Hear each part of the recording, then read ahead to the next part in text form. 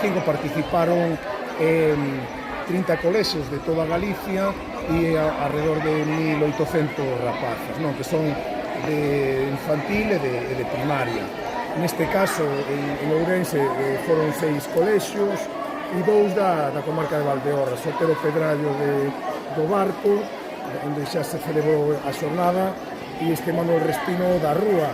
un Manuel Respino que ten o camiño a menos de 100 metros, porque o camiño de inverno, como sabedes, pasa por Vilela, entre o barrio,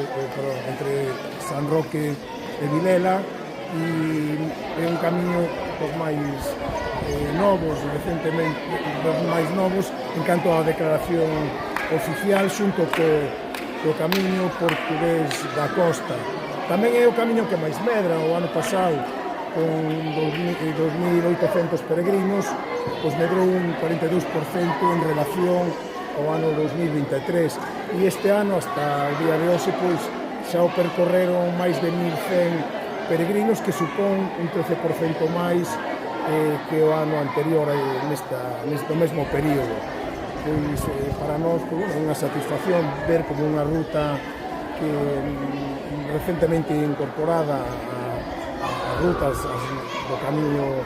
de Santiago oficiais, pois medra, e ver tamén como cada vez hai máis implicación por parte da sociedade, neste caso valdeorresa, e tamén dos propios nenos. Agora, pois, bueno, colaboración entre a Axencia de Turismo de Galicia e o Concello da Rúa, que é o propietario do albergue municipal, neste caso do albergue do Camiño de Santiago, que se atopa aquí mesmo nas antigas vivendas dos profesores do Manuel Respino, e tamén pois é unha iniciativa para poñer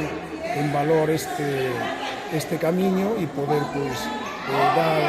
cobertura aos peregrinos que o transitan. Pero bueno, si queredes, pois, como vai estar a alcaldía